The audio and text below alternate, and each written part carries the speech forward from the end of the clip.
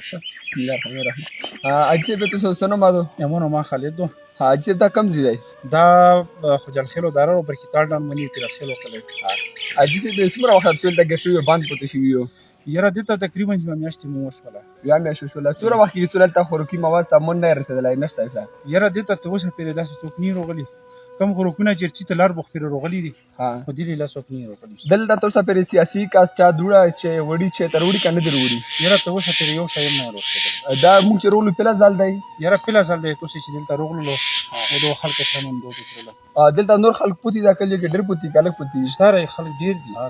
هر یو کلی کې یو کاس او دوه کاس ستاره. خو خوراک سامان سره نه رسېږي. خوراک سامان نه رسېږي. نو ته عوامو له څه میسج ورکړې؟ څه پیغام ورکړې دا سوریا باندې؟ دا خو مو مخکې ته خلک ولویلي وو دغه لارو بوخ کې چې کوم مرګلي وو دا چې کوس کم خلک یې غوله من دا پیغام ورکړو چې راکم سمونه چې تلار بوخ پیری روشي یا دې لار بوغ نه رسېلک دا نختر دي